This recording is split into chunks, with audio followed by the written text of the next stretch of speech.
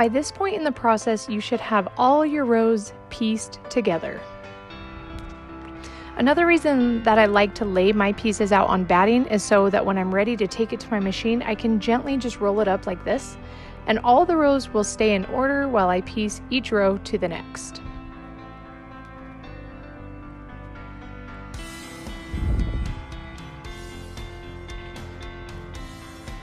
So I can bring it all right to my desk next to my sewing machine and get ready to piece the first 2 rows together.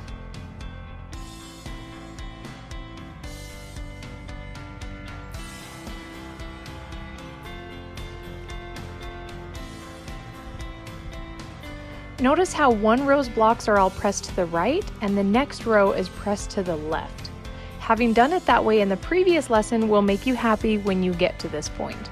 So let's grab some straight pins and get things lined up really nicely before we jump right into piecing these strips.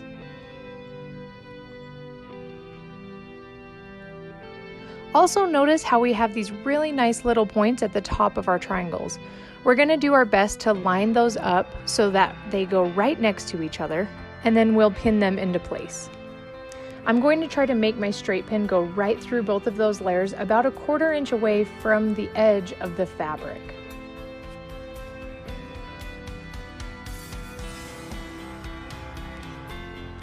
Where that pin goes in will kind of act like a bullseye for where I want my needle to go when I'm piecing these together.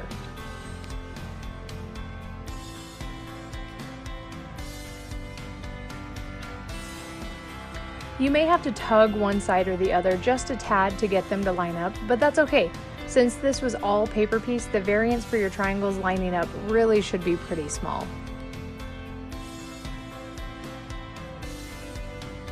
So at least for this first row, while we're getting the hang of things, we're going to pin every single triangle point to ensure that things don't shift as we go.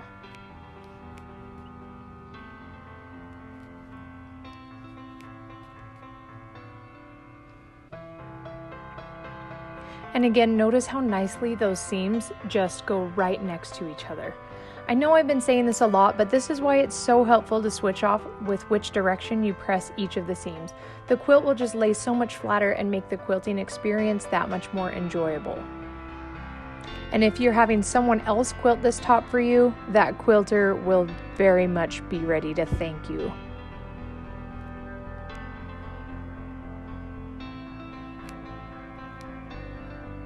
Now let's get things set up at the machine to piece this row. Remember, we're using a 1/4 inch seam allowance for all of these rows.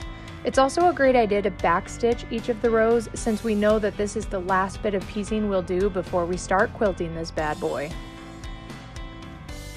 Now, when I'm piecing rows that are pinned together, I always just put my pins in perpendicular to the direction that I'm piecing, and that way I can just go slowly over them without too much fuss. You can judge me if you want, but it's just easier. If you prefer to pull your pin out right before stitching it down, that's obviously fine too.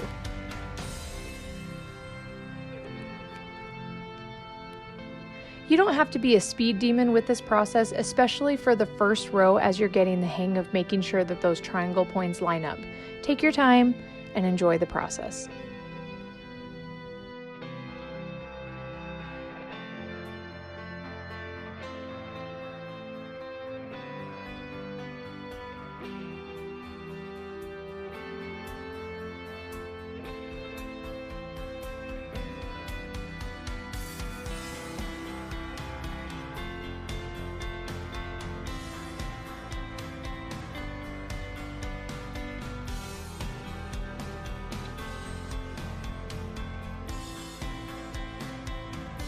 And of course, we are back to the ironing board once again.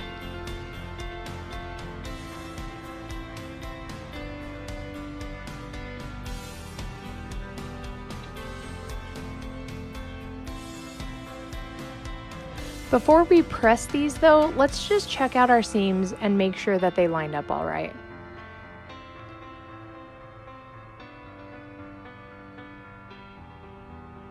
Not too bad. They're definitely close enough for me.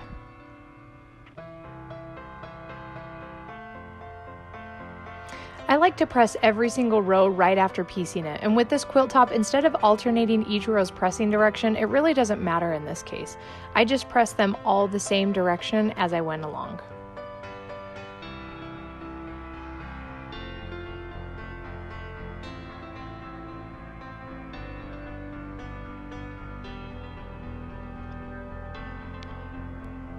You do, however, want to make sure that the seam is pressed the same direction for the entire length of the row, though.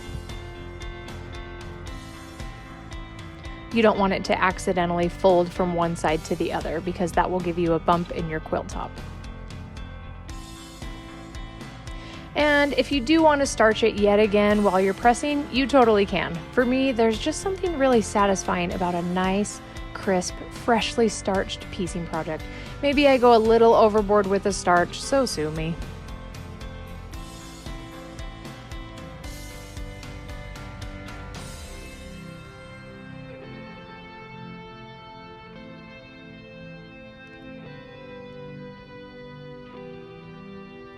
Remember that some of the rows you're piecing will have more seams than others because of the various paper piecing pattern templates.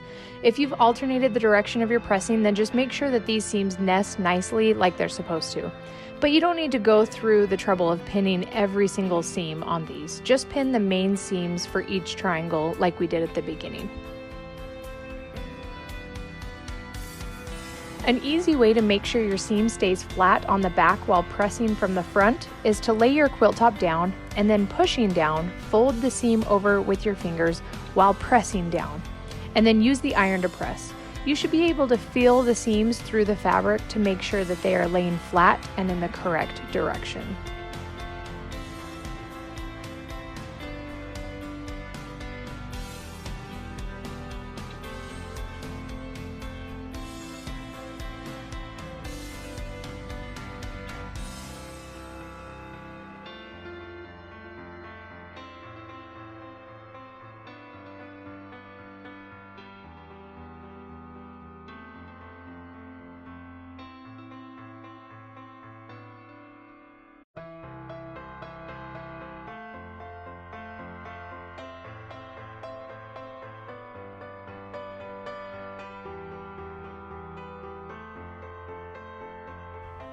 And once your entire quilt is pieced together and pressed as flat as a piece of paper, take tons of photos of it.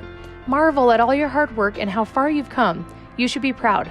Take a deep breath and treat yourself to some ice cream, because in the next video, things are about to get real. We're going to figure out how to quilt this beautiful thing.